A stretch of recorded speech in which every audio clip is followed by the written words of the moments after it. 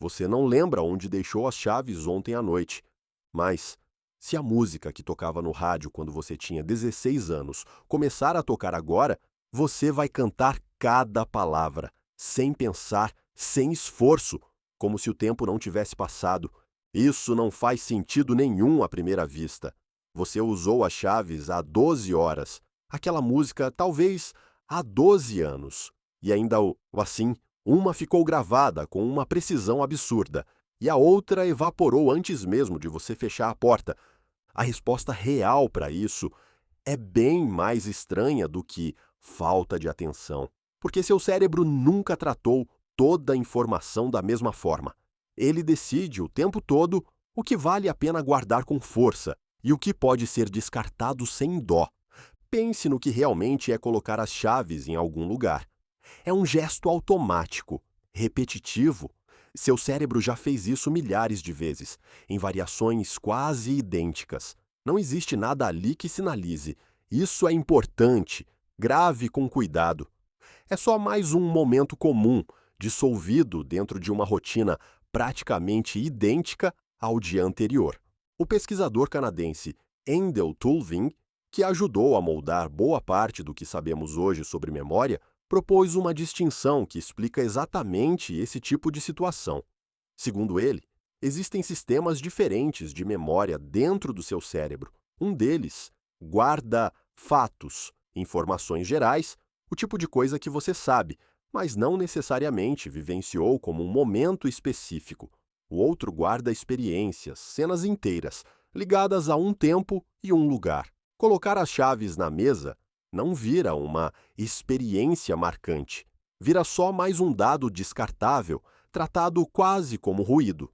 Mas música é outra história, completamente diferente. Quando uma canção entra, ela não ativa só uma área isolada do cérebro.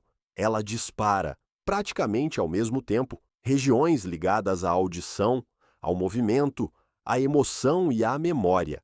É como se a música tivesse acesso livre a áreas que a maioria das informações do dia a dia nunca alcança sozinha.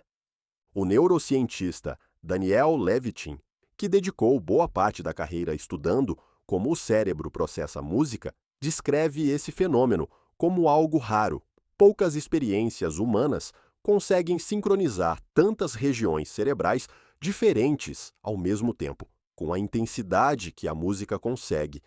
E isso muda tudo sobre como aquela informação é guardada. Curioso, não? Você não escolhe conscientemente lembrar de uma música com mais força do que lembra de uma manhã comum. Seu cérebro simplesmente decide, baseado em quantos sistemas diferentes aquele estímulo ativou ao mesmo tempo, o quanto vale a pena preservar aquilo. Agora, pense em quando você ouviu aquela música específica pela primeira vez, ou nas vezes em que ela tocava enquanto algo importante estava acontecendo, uma paixão, uma viagem, um verão inteiro que parecia não vai acabar nunca. A música não fica sozinha na sua memória, ela vem grudada em emoção. E emoção, para o seu cérebro, é praticamente um selo de urgência, um sinal dizendo: isso aqui importa, guarde com prioridade. Chaves na mesa não carregam nenhum selo parecido. Não existe emoção associada a esse gesto, quase nunca. Então, seu cérebro trata aquilo como informação de baixa prioridade e a deixa disponível só por um curtíssimo período, o suficiente para você terminar a tarefa imediata. Depois disso, ela é sobrescrita, sem drama nenhum, pela próxima informação igualmente descartável. Mas existe outra camada nessa história, ainda mais estranha. A pesquisadora Elizabeth Loftus dedicou décadas estudando como a memória funciona na prática. E um dos achados mais impactantes do trabalho dela é que memória não funciona como um gravador. Ela não reproduz o passado de forma fiel. Ela reconstrói. Toda vez que você lembra de alguma coisa, seu cérebro não está apertando o play em um arquivo salvo intacto. Ele está remontando aquele momento, usando fragmentos, algumas vezes preenchendo lacunas com suposições que parecem plausíveis, mesmo que não sejam exatamente o que aconteceu.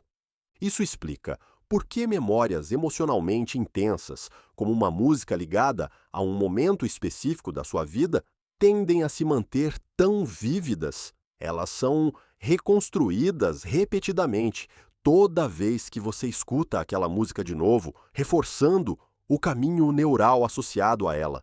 Já lembranças banais, como onde você colocou um objeto qualquer, quase nunca são revisitadas. Ninguém fica relembrando semanas depois onde deixou as chaves numa terça-feira qualquer, sem repetição, sem emoção, sem múltiplos sistemas cerebrais ativados ao mesmo tempo.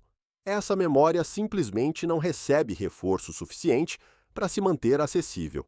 Seu cérebro, basicamente, está sempre fazendo um cálculo silencioso.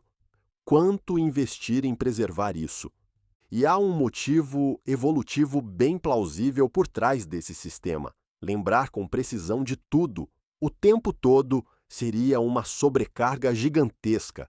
Um cérebro que gastasse a mesma energia gravando cada detalhe irrelevante do dia, quanto gasta gravando um perigo real ou uma experiência emocionalmente importante, e estaria desperdiçando um recurso caríssimo.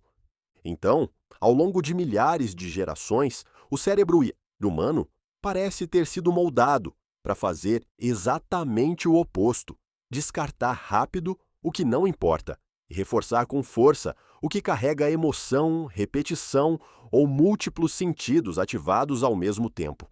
Música, sem querer, acabou se tornando um dos estímulos mais eficientes em acionar exatamente essa combinação: ritmo, melodia, emoção. Muitas vezes memória social, ligada a outras pessoas. Tudo isso junto, disparando ao mesmo tempo. Chaves numa mesa nunca tiveram chance. Então, na próxima vez que você passar minutos procurando um objeto que colocou em algum lugar há poucas horas e ainda assim conseguir cantar uma música inteira que não ouve há anos, saiba o que está acontecendo de verdade. Não é falha de memória, é prioridade de memória. E talvez a pergunta nunca tenha sido: por que você esquece tanta coisa? Talvez sempre tenha sido: o que faz uma lembrança valer a pena ser guardada?